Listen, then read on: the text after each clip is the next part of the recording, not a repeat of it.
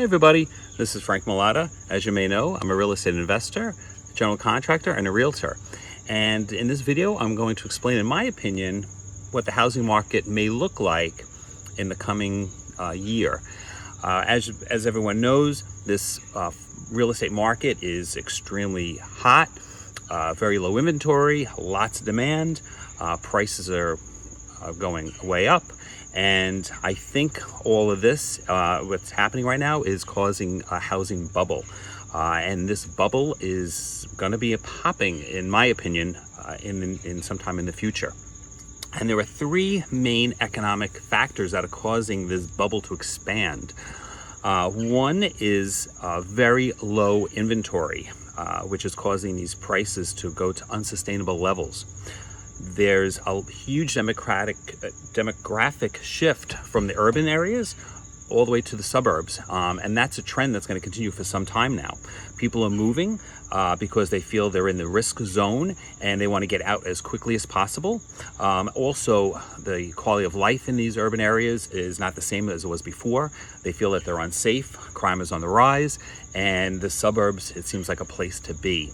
On top of that, you have the millennials. They were just naturally, before the pre-pandemic, they were already starting to make this shift from the urban areas to the suburban areas.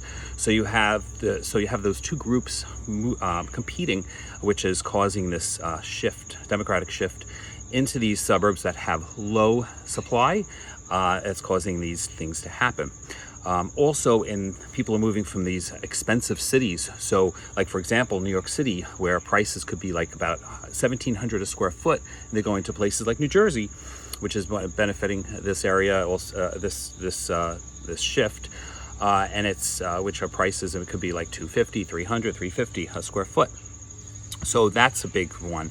The second main economic factor that's causing this bubble to expand is sellers not placing their homes on the market as much.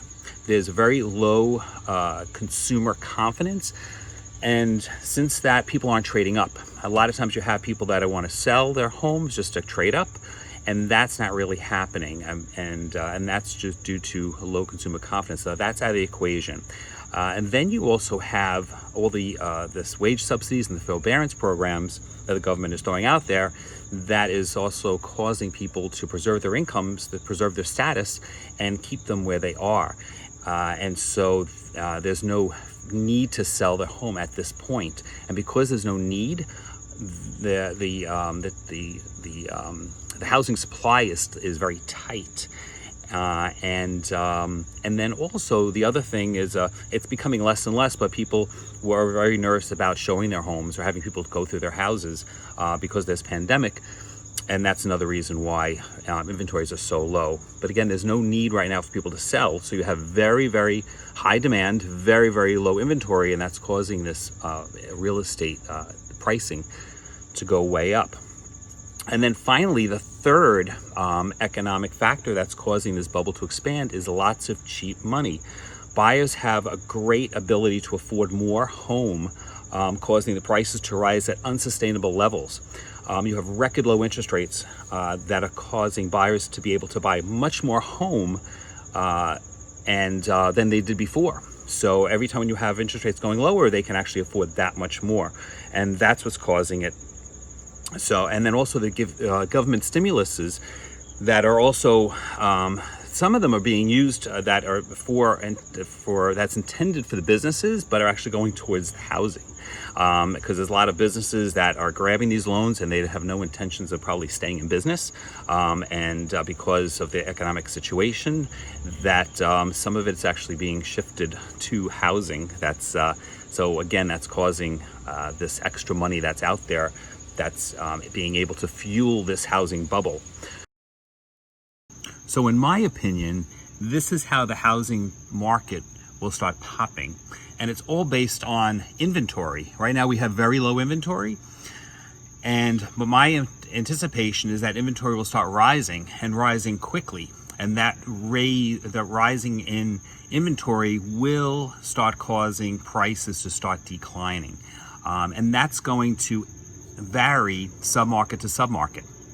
So what's going to cause this rise of inventory? So this rise of inventory, it's going to be, again, in my opinion, the rise of income instability, lower wages. That's it. Once we have income that's teetering right now, and it's not really stable. But when that house of cards starts tumbling down, that's when people will start having pressure to tap in the equity of their homes and start selling them and putting them on the market. So this income instability. What's causing this income instability? Again, the end of the wage subsidies and expiring forbearances. People feel so comfortable that they don't have to pay their mortgages. But now actually people are going to have to start paying. They're getting notices from the banks that they owe this money, and they have to show hardship or show and prove it to actually get these forbearances extended. But so that's what's going to be one thing that's going to cause people to start selling. Also, businesses, they're realizing they don't need as many people as they once thought.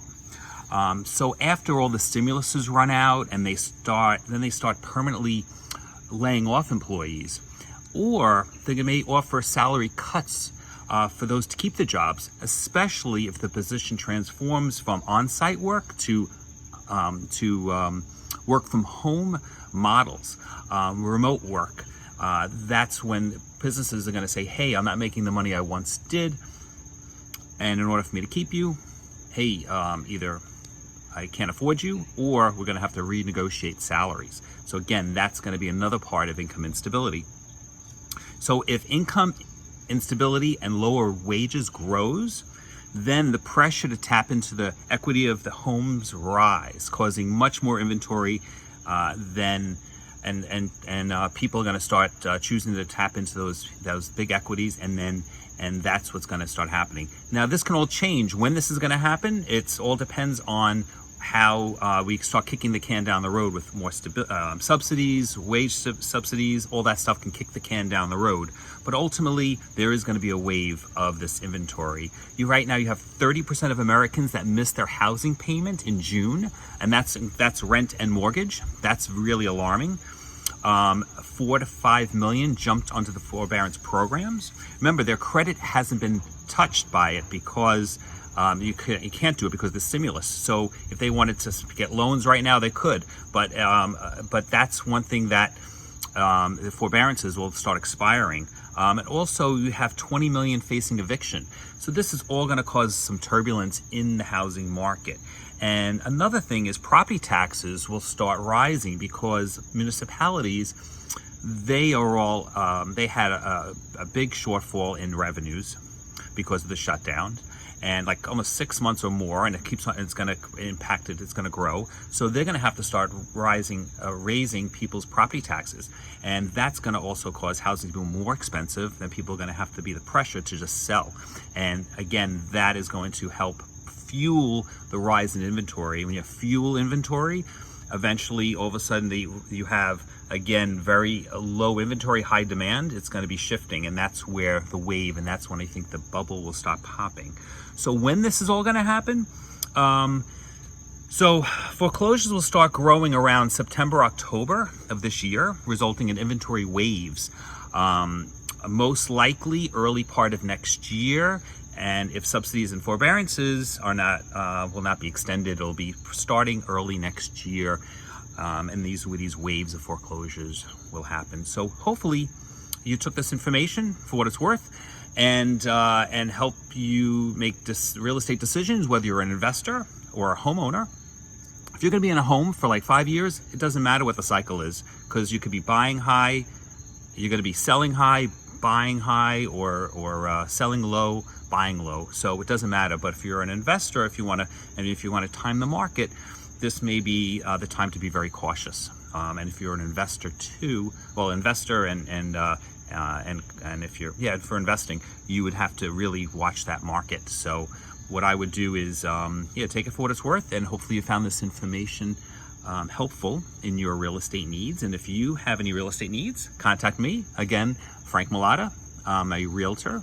I'm a real estate investor and also general contractor. Take care, everyone. Bye-bye.